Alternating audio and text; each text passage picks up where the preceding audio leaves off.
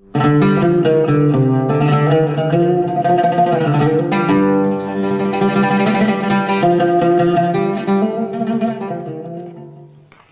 Ustaz.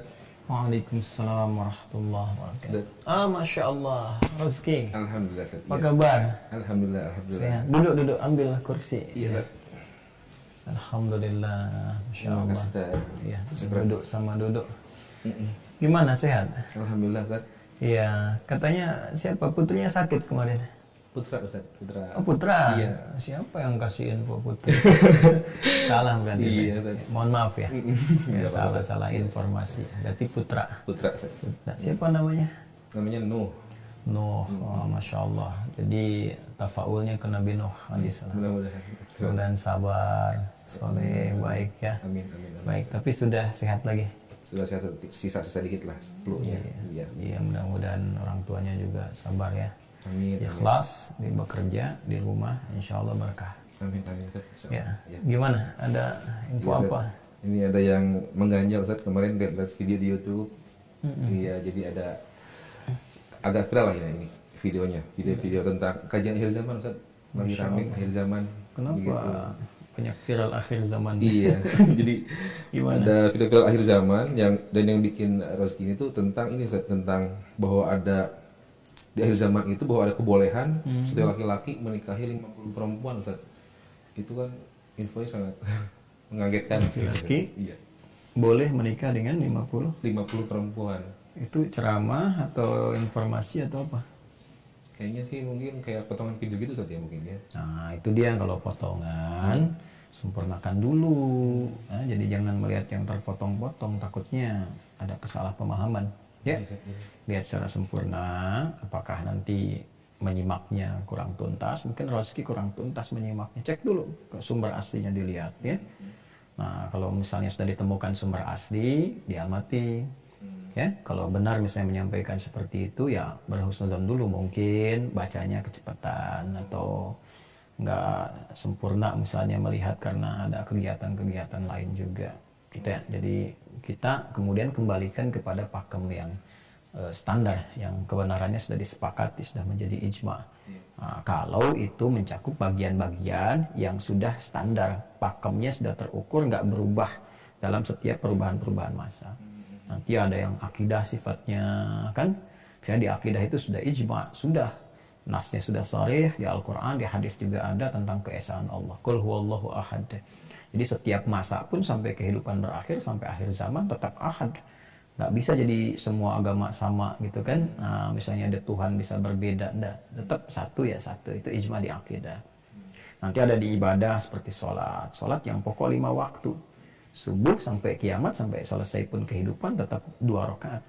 Ya, nggak bisa misalnya ada orang ingin tobat jadi 3 rakaat, tidak, tetap 2 ya. Ada di muamalahnya nanti ada yang gabungan dengan akidah lagi. Ada gabungan lagi dengan ibadah, sebagai ibadah kepada Allah untuk mendekatkan diri kepada Allah, diikat. Qurannya ada, hadisnya ada, terus dipraktekkan dalam lingkup kehidupan muamalah. Itu seperti nikah. Nah, itu sudah pakem kebolehan menikah itu antara laki-laki dengan perempuan. Itu pertama dulu. Jadi nggak laki-laki dengan laki-laki, perempuan dengan perempuan. Jelas ya? Nah, yang bolehnya pun jumlah dibatasi. Ya, jadi nanti ada 1 laki-laki dengan 1 perempuan. Sekalipun ada kondisi tertentu, ya kan, yang menjadikan dengan kondisi ini laki-laki diperkenankan menikahi lebih daripada 1 perempuan, itu batasannya 4. Jelas dalilnya sahih dalam Al-Quran di surah An-Nisa itu, ayat yang ketiga itu.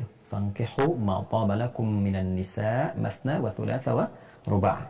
Jadi yang diperkenankan itu lebih daripada 1, batasannya sampai 4. 2, 3 sampai 4. Nah, itu sudah ijma ulama. Itu pun ketentuannya sangat detail sekali. Ya, jadi kriterianya ketat. Ya, kalau ada kondisi seperti ini, dan itu pun syarat adilnya itu mengikat. Adil yang diikhtiarkan semaksimal yang bisa dilakukan kepada 4 istri yang dinikahi itu. Ada kualifikasinya, tapi sepakat batasnya berapa? 4. Jadi dari mulai kemudian syariat itu dilekatkan pada Rasulullah, kan beliau itu penutup para nabi. Ya, kan dulu nabi akhir zaman tuh. Penutup para nabi kan. Jadi begitu risalah diberikan, kemudian Allah juga sudah menjelaskan iqtarabatis sa'atu wa insyaqqal qamar. Kiamat sudah semakin mendekat, rembulan sudah mulai terbelah, itu kan membelahnya rembulan di antara tanda mukjizat Nabi Muhammad SAW akhir zaman, kan? Iqtarabatis sa'ah, waktu kiamat sudah semakin mendekat. Nah, jadi kita tuh umat akhir zaman. Jadi Razki karyawan akhir zaman. Saya ustadz yang bertugas di akhir zaman, ulama akhir zaman. Nah, jadi kalau terkait satu, kemudian menikah dengan 4, itu standar dalam syariat. Dan nasnya sharif di Al-Quran jelas. Kan di hadis sangat detail dan jadi ijma di kalangan ulama. Ya, jadi itu yang pokok dulu. Jadi kalau dikatakan boleh satu menikahi 50, itu harus dicek lagi. Mungkin yang dimaksudkan adalah kejadian-kejadian akhir zaman saat ilmu mulai terangkat. Ya, jadi tadi pakem yang standar itu yang menguasainya, ulamanya sudah pada meninggal, kan pada akhir zaman diantaranya ilmu dicabut dengan diwafatkannya para ulama, biqabdil ulama.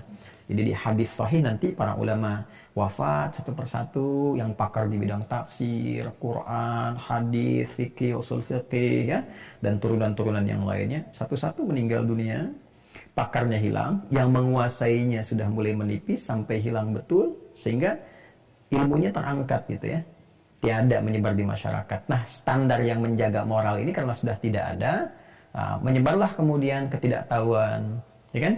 Kebodohan mulai menyebar, tidak tahu, sehingga standar-standar moralitas kebenaran, kemuliaan, kebaikan, kemudian ibadah yang baik kepada Allah itu sudah mulai bergeser. Makanya di hadis lain nanti insan-insan yang baik, yang beriman itu meninggal. Ya, adanya hawa dingin ditiupkan yang sejuk, kemudian dengan itu menjadikan setiap insan beriman meninggal. Ya, jadi itu tanda terakhir nanti mau mendekat ke akhir zaman sebelum peristiwa besar. Ya, jadilah muncullah kemudian orang-orang yang tidak kenal kebenaran, kebaikan, karena meninggal ini satu-satu yang tadi itu. Menyebarlah kemudian peristiwa-peristiwa yang tidak bagus, moral sudah mulai bergeser. Ya. Mau tahu detailnya nggak?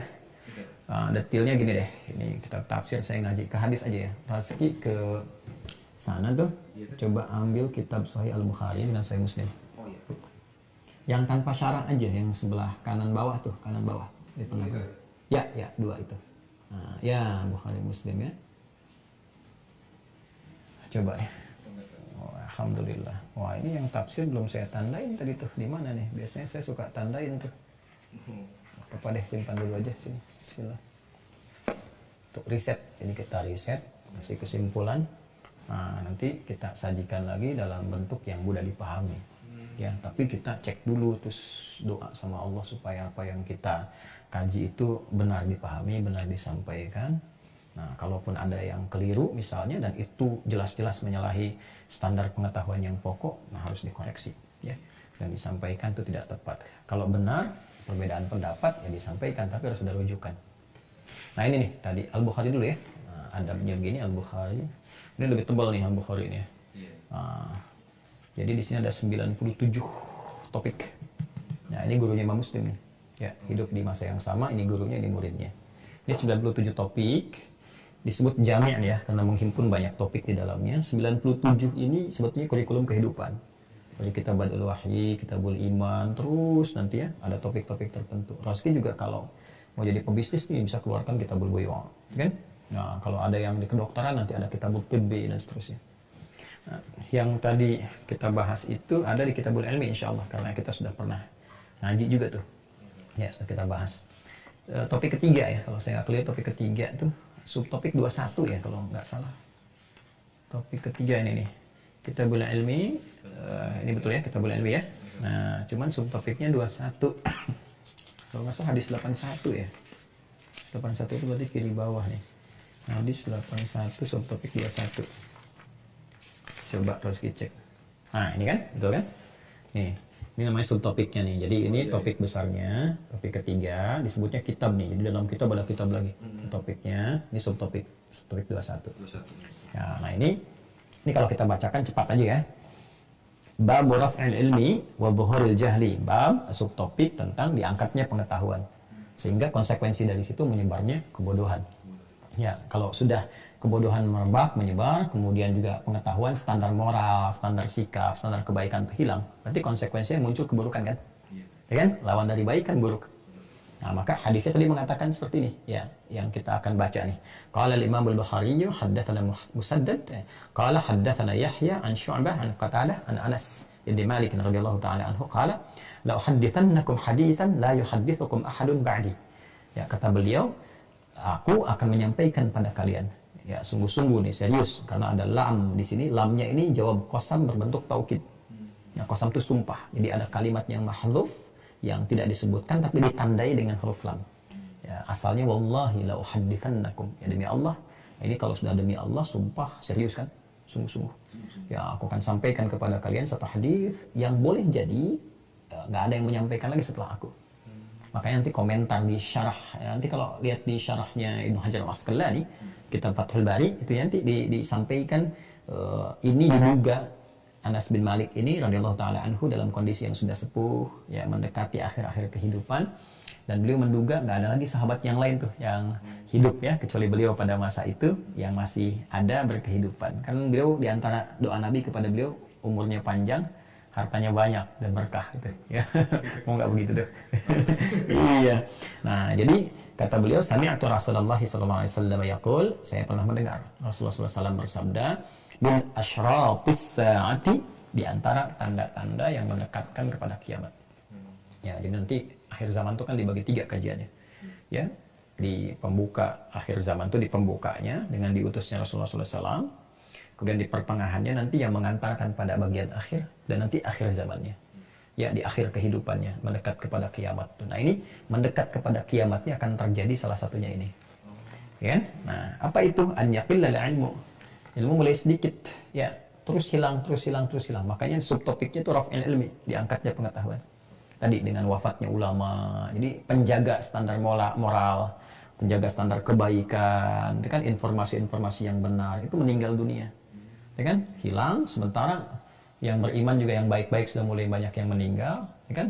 Nah, tinggal tipikal manusia-manusia yang nggak mau belajar, yang nggak ada rujukan, bahkan muncul nanti ajakan-ajakan kepada, ya, hal-hal yang sudah tidak baik lagi. Jadi standar kebaikannya sudah mulai hilang dengan dicabutnya para ulama dan diangkatnya pengetahuan mulai sedikit, sehingga konsekuensinya wa yadhharul jahlu, kebodohan mulai merebak.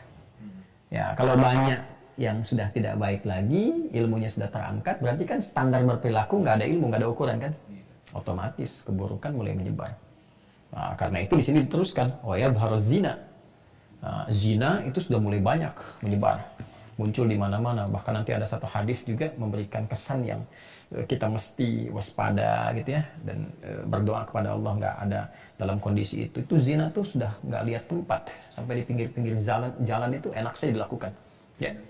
Udah lebih daripada binatang, ya kan? Kalau binatang kan nggak punya akal. Manusia punya akal. Nah, binatang di pinggir jalan dimanapun karena nggak ada akalnya. Ada nafsunya aja, manusia ada akalnya. Maka lebih daripada binatang. Itu yang disebut di Quran surah 7 ayat 179 itu. Ulaika kalana'ami balhum adall. Mereka itu mirip binatang, bahkan lebih daripada binatang. Kan? Nah, kemudian ya ini yang terkait dengan apa yang harus mungkin tanyakan. Wa takfuran nisa'u wa yaqillar rijalu hatta yakuna li 50 mar'atan al-qayyimul wahid. Tuh. Yang menarik ini perempuan nanti makin banyak. Nah, yang laki-lakinya sedikit. Nah, jadi mendekati akhir zaman itu makin banyak perempuan, laki-laki makin sedikit. Sampai-sampai perbandingan antara laki-laki dengan perempuan itu 50:1. Nah, ini dapat ya. Jadi 1:50 itu nanti pemaknaannya apa nih Al-Qayyim di sini? 1:50 itu apakah 1 menikahi 50? Apa 1 menanggung yang 50, ya kan? Atau yang 1 ini memperhatikan 50 orang gitu, ya. Nah, ini yang kita akan turunkan, ya, tentang keterangannya. Jadi di sini ingin diterangkan dulu tentang tanda akhir zaman, bahwa banyak keburukan tersebar, orang-orang baik banyak meninggal, ulama-ulama sudah pada wafat, zina banyak menyebar, perempuan jadi banyak, laki-laki sedikit. Nah, apa yang menyebabkan perempuan jadi banyak, laki-laki sedikit? Ini dijawab nanti di hadis Muslim. Ya, tadi saya minta hadis Muslimnya dimunculkan. Ini kan Kitabul Ilmi, ya. Nomor 3 nih. Yang di sini nomor 47. Topik 47 Kitabul Ilmi. Jadi di sini topik nomor 3, di sini nomor 47. Ya, 47 itu tadi kan dirujuk 2671 nih. 2671 sampai 2672 itu sama-sama itu. Kitabul Ilmi. Baik. Bismillah. 790-an kalau nggak salah. 790-an, 4760 gitu ya. 47, bismillah. Nah iya betul, 790, 791. Nah ya. 790 halamannya, ini nomor 47, Kitabul Ilmi. Hadisnya kalau di sini dirujuk, nih ini rujukannya Ki. Nah, diajarkannya 2671, ini 2671. Ya. Nah, sampai 2672. Nah, yang ini kata Imam Al-Bukhari kan disampaikan tadi hadisnya ke kita ya, terus dirujuk lagi di Sahih Muslimnya 2671. Artinya hadis yang di sini dikonfirmasi di Sahih Muslim yang di nomor 2671. Nah, cuma di sini ada 3 hadis ya untuk memberikan satu penjelasan. Jadi kalau ada muncul keburukan, apa aja keburukannya? Dijelaskan di sini yang titik-titik 3 ini, 1 2 3, 1 2 3. Nah, biasanya kalau murid melihat guru, ditangkap semua, terus metodologinya disempurnakan untuk mudah dipahami. Ya. Nah, yang di 2672 ini yang tadi mau saya sampaikan, kenapa jumlah perempuan lebih banyak dari laki-laki? Dijawab di sini. Jadi kalau kita baca bismillahirrahmanirrahim.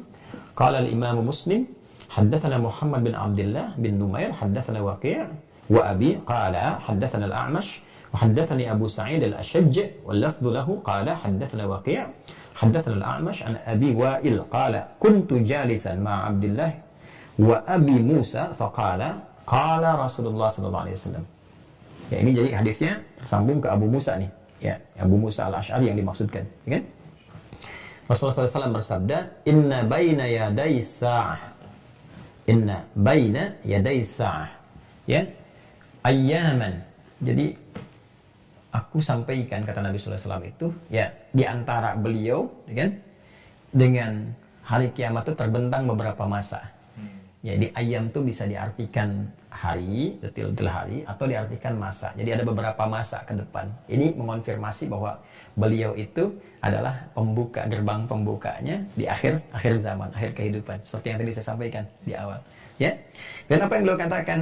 Yurfa'u fihal ilmu. Kalau sudah tiba nanti di masa-masa itu, ya, jadi antara batas Nabi, pembuka, kemudian pertengahan, masuk mau ke akhirnya, akan terjadi peristiwa-peristiwa yang diantaranya disebutkan tadi, ya. Yurfa'u fihal ilmu, ilmu diangkat. Kemudian wa yanzilu fihal jahlu, kebodohan mulai marak menyebar. Wa yakthuru fihal harju, wal harju al qatlu. Nah, ini yang dimaksudkan. Maka karena maaf ya, kekacauan itu terjadi. Yang mabuk kan yang disebutkan zina, yang mabuk, yang macam-macam. Kalau orang mabuk kan nggak sadar. Banyaknya melakukan tindakan-tindakan yang bodoh, yang nekat, yang dimungkinkan terjadi banyak kekacauan. Sehingga kata Nabi dari kekacauan itu muncul banyak peperangan. Biasanya kalau yang banyak berperang siapa? Laki-laki, perempuan? Laki-laki. Karena laki-lakinya banyak berperang, banyak yang meninggal kan? Nah, maka di sini dijelaskan, hadis ini mengonfirmasi laki-lakinya banyak berperang, banyak fitnah menyebar, banyak yang meninggal. Tersisalah kemudian jumlah perempuan lebih banyak dibandingkan laki-laki. Sampai komposisinya itu perbandingannya 1:50. Paham nggak? Nah, 1:50 ini nanti disebutkan dengan kata qayyim. Qayyim di situ apa? Nah, ini yang harus diperjelas. Jadi ada qawwam, ada qayyim, itu beda. Ya, beda. Ya, jadi di Al-Qur'an itu kalau babnya terkait dengan perhatian, perlindungan, kan, kepada perempuan dalam konteks bahkan kehidupan rumah tangga itu biasanya digunakan qawwam. Ya, makanya di Quran surah keempat An-Nisa ayat 34 Allah menyampaikannya ar-rijalu qawwamuna 'alan nisa, bukan qayyimuna. Qawwamuna, ya. Qawwam itu bentuk sighah mubalaghah, masdar ya dari akar kata infinitif qawwama yuqawimu, ya, muqawamatan, kemudian mubalaghahnya disebut dengan qawwam, superlatifnya. Nah, jadi kalau mau jadi suami kata Allah, ya kan, dalam konteks rumah tangga ya, jadi suami, maka berikan yang terbaik. Superlatif kan yang melebihi apa yang bisa kita usahakan, puncak tertinggi dari perlindungan, perhatian, pengayom, ya kan? Kemudian dari rizki, ya, dari kita bekerja untuk kembali ke keluarga dalam konteks rumah tangga. Makanya di situ nanti ada bima faddalallahu ba'dahum 'ala ba'din wa bima anfaqu min amwalihim, diberikan kekuatan untuk memimpin. Maka lindungi, pemimpin kan melindungi, mengayomi, menyayangi. Itu qawwam. Ya, kalau ditarik ke dalam kehidupan rumah tangga, maka dalam konteks ini menyayangi, membimbing, ya kan, kemudian memberikan perhatian dan memberikan bagian dari rezeki yang telah diusahakan, yang telah Allah titipkan kepadanya. Itu babnya pakai qawwam. Nah, tapi kalau kita ingin ngambil konteks yang umum saja, untuk memberikan support, menanggung misalnya, memberikan perhatian, mensupport dan sebagainya dari kelebihan harta yang dimiliki, itu qayyim namanya. Itu qayyim. Nah, jadi kalau qayyim itu misalnya ini ada kelebihan nih, kita mau nanggung, mau ngasih pertanggungan orang gitu kan, mau ngasih dan sebagainya, itu spesifik qayyim. Tapi kalau kita mau diarahkan kepada ikatan yang kuat, yang formal, yang benar, yang terukur, dan pemberiannya bukan hanya bentuk harta, ya, tapi dari perhatian, dari perlindungan, itu qawwam. Makanya qayyim asalnya dari kata qimah. Qimah itu sesuatu yang berharga, lebih kepada harta, gitu kan? Harta benda yang melimpah, yang bagus, itu qayyim, ya. Nah, makanya ada juga yang mengatakan kalau terkait dengan penanggungan kepada orang-orang, ma yaqumu alaihim, ya, atau bi umurihim, ya, ma yaqumu ala umurihim. Jadi orang yang mampu menanggung, ya, urusan orang-orang tertentu karena dia punya kelebihan tertentu, biasanya dari harta, dari sesuatu yang sangat berharga. Nah, ini kalau ingin memahami makna qayyim di sini, ya, terkait dengan akhir zaman, dijawab lagi di hadis Muslim. Nomor hadis 1012 Kitab Zakah. Buka deh kalau kita nggak percaya, ya. Nah, tadi saya katakan apa? Kitab Zakah, ya. Kitab Zakah itu topik 12. Nomor hadis 1012. Di atas kalau nggak salah. Bismillah. Iya, Kitab Zakah. Kitab Zakah itu ya ini, ya. 12, ya. Ya, Kitab Zakah kitab yang ke-12, cuma nomor hadisnya 1012. 1012. Oh, ini dia pas. Bismillah. Ya, udah ya. Nomor hadis 1012 ini Kitab Zakah. Kita baca, ya. Untuk Roski mau baca. Bismillahirrahmanirrahim. Qala al-Imam Muslim haddatsana Abdullah bin Barrad al-Ash'ari wa Abu Quraib Muhammad bin al-Ala qala haddatsana Abu Usamah an Buraid an Abi Burdah an Abi Musa. Ya kan? Nah, ini Abi Musa al-Ash'ari, ya, ujungnya seperti yang tadi. An Nabi sallallahu alaihi wasallam qala, dari Nabi sallallahu alaihi wasallam dia menyampaikan. Konfirmasi kan? Jadi yang tadi kan hadisnya Abu Musa al-Ash'ari, ya kan? Yang di Sahih Muslim yang sebelumnya itu. Jadi kenapa perempuan lebih banyak jumlahnya dibanding laki-laki? Karena terjadi banyak fitnah, kemudian banyak peperangan dan sebagainya, sampai jumlah laki-laki itu jadi semakin sedikit, kemudian perempuan makin banyak. Nah, ini yang paling menarik di sini, Abu Musa al-Ash'ari juga menyampaikan satu informasi yang sangat penting. Coba kita lihat, ya. Ya, apa yang beliau sampaikan? Anin Nabi sallallahu alaihi wasallam, dari Nabi sallallahu alaihi wasallam. Qala, ya, beliau menyampaikan, la ya'tiyanna 'alan nasi zamanun. Akan tiba nanti satu masa. Di akhir zaman yang beliau maksudkan, ya. Apa yang terjadi pada masa itu? Yatufur rajulu fihi bis-shadaqah. Pada saat itu, seorang lelaki bahkan nanti ada yang keliling-keliling untuk sedekah. Bayangkan ada keliling-keliling untuk sedekah. Dan menariknya minat zahab, jadi sedekahnya dari emas. Jadi dia mau bagi-bagi tuh, mau bagi-bagi emas sampai keliling-keliling. Ya, jadi kalau sekarang sulit ya nemuin orang pakai emas. Kecuali Mas Razki, ya, mas siapa lagi tuh, ya. Nah, itu ini asli nih. Jadi muncul nanti di akhir-akhir masa seorang figur atau sosok gitu kan, laki-laki yang keliling tuh untuk sedekah, mau ngasih emas, ya. Tapi apa yang terjadi? Ya. Thumma la yajidu ahadan ya'khudhuha minhu. Tapi nggak ada yang mau ngambil. Artinya pada masa itu orang capek keliling mau ngasih itu, ya, sampai nggak ditemukannya mau ngambil. Artinya apa? Bukan. Artinya boleh jadi itu udah banyak yang punya juga, kan? Ya, atau yang kedua memang laki-lakinya udah mulai berkurang, ada gitu kan. Nah, sehingga digambarkan apa? Wa yura rajulul wahid yatba'uhu arba'una mar'atan. Tuh, sehingga nampak dari sini saking dia nggak menemukan, orang-orang dapat dan sebagainya, kan? Ya, yang biasanya kalau yang cari nafkah, bekerja itu laki-laki atau perempuan? Punya laki-laki kan? Di laki-laki itu bekerja sampai kaya, sampai baik dan sebagainya. Sampai saking dia kaya dan sebagainya, itu kata Nabi, bahwa sedekah aja udah nggak nemukan orang untuk sedekah itu. Ya.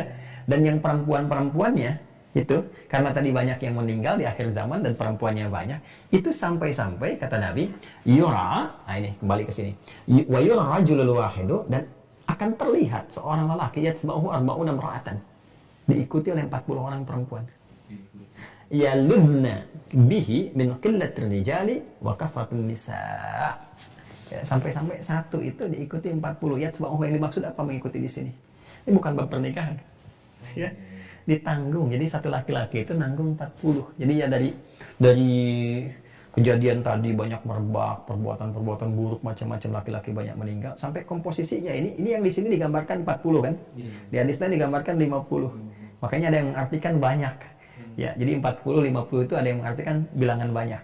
Seperti Raski pusing 7 keliling. Apakah 7 keliling dari Senayan muter-muter pusing jadi pusing? Tidak, maksudnya banyak laki-laki nanti menanggung yang perempuan. Ya, dengan komposisi yang perbandingannya tinggi itu, yang laki-laki banyak menanggung. Nah, yang menanggungnya di sini itu nggak disebutkan dengan qawam, tapi qayyim. Ya kan? Nah, sehingga kata qayyim di sini, ulama banyak yang mengartikannya apa? Menanggung, memberikan santunan, mungkin nanti saudarinya, ada saudaranya. Kalau dia insan beriman, ya insannya berimannya tetap menikahi 4 maksimal. Selebihnya siapa? Mungkin saudarinya, kerabatnya, tetangga, dan sebagainya. Itu makanya menggunakan qayyim, bukan qawam. Jelas ya? Jelas ya? Jadi nggak ada yang bertentangan antara Quran dengan hadis. Lafadznya juga nggak sama. Di Quran qawwamuna, jamak dari kata qawwam. Di hadis qayyim.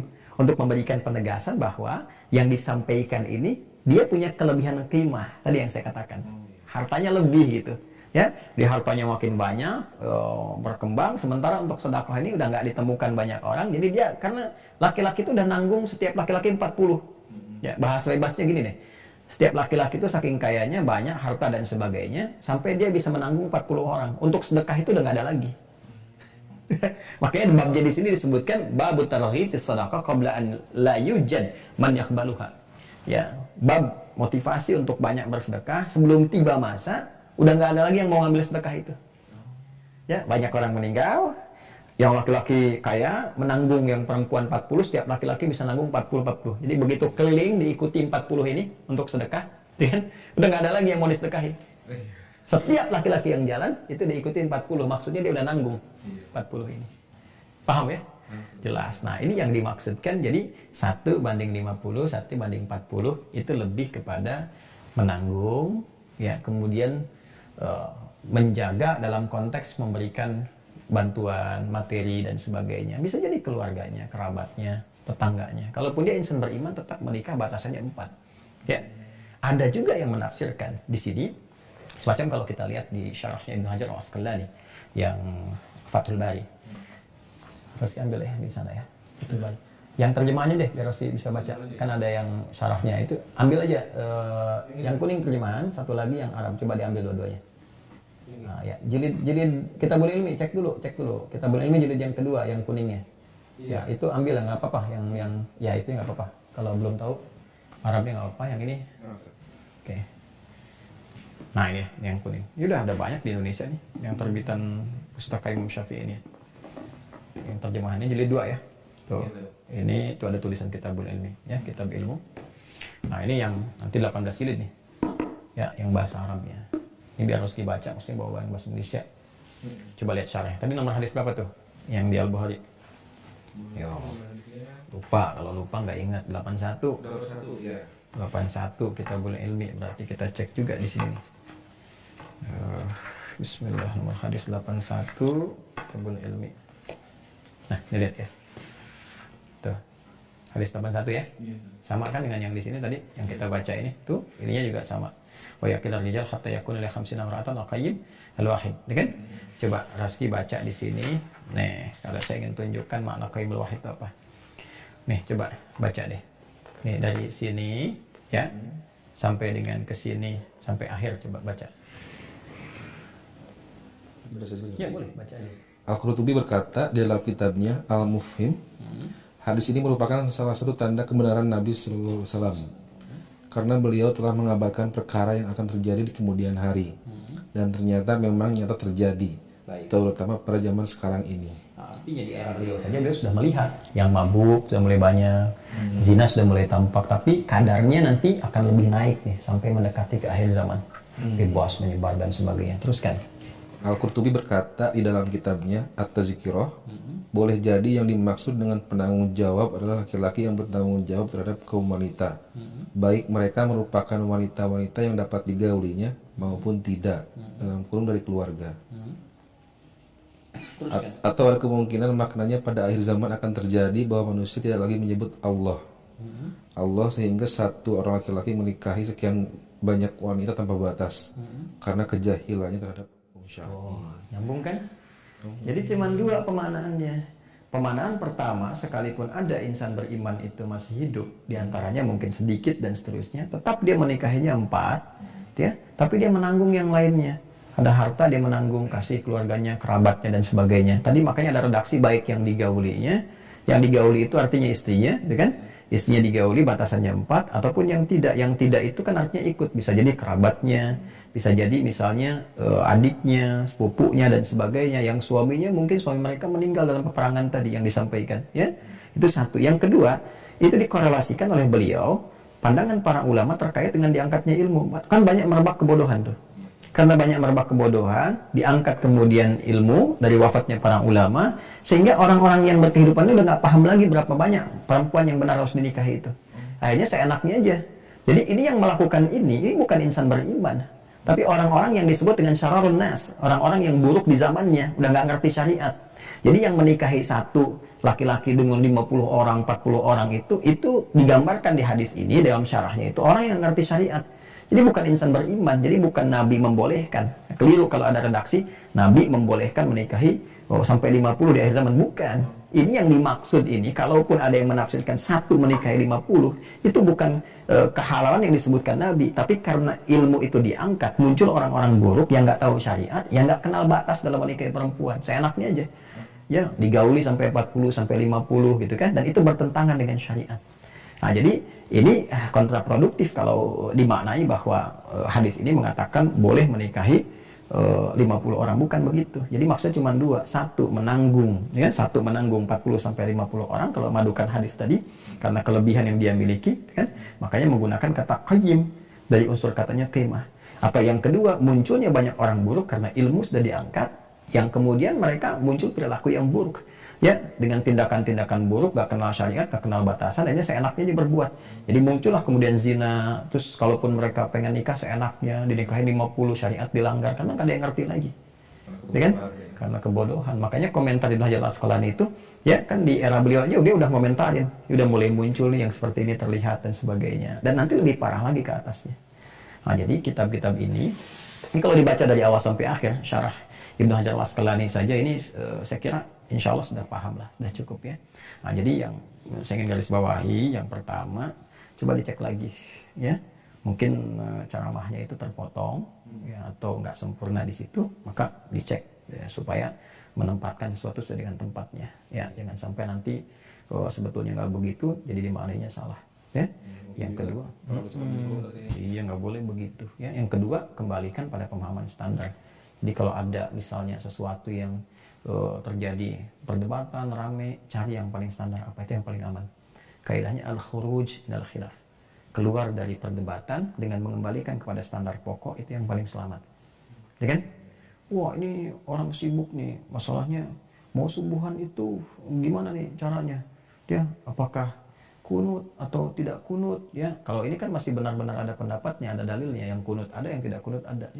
Udah, kembalikan kepada yang pokoknya, sholat subuh ya. Sholat subuh. Nanti yang kunut-kunut yang enggak. Tapi kalau ini kan nggak bisa dikiaskan dengan kasus ini. Kasusnya kalaupun dipahami boleh atau Nabi menghalalkan, itu sudah salah, keliru, karena bertentangan dengan sharih dalam Al-Quran, keterangan hadis dan ijma. Dan katanya pun nggak bisa dipahami ke bab penghalalan nikah, karena kata qayyim beda dengan qawwam. Paham ya? Nah, ini seperti itu saya kira ya. Paham? Allahu a'lam bishawab. Allahu a'lam bishawab. Ini kan yang kita baca. Ini kan kitab-kitab mu'tabar, otoritatif yang ada di para ulama. Itu sajalah, dan jalani aja apa yang harus dijalani sekarang. Ya. Istri satu, anak satu. Udah bahas nikah 50 orang gimana? Terus saya yang single aja. Ya masih banyak gitu ya. Sedang tertarik akhir zaman, sedang tertarik. Jadi ya, teman-teman tuh yang belum nikah sebelum muncul akhir zaman. Iya betul kan. Ya cuma 2 hari itu pada nikah. Iya. Gitu ya. Iya, cukup alhamdulillah. Alhamdulillah. Baik ya, saya mau teruskan lagi. Dari mana ini? Iya, Allah. Baik ya. Halo Ustaz. Syukur. Assalamualaikum Ustaz. Jangan assalamualaikum ini kembali lagi kitabnya. Oh iya. Supaya nanti ngaji balik lagi. Ini saja. Kasih ya. Iya. Kalau saya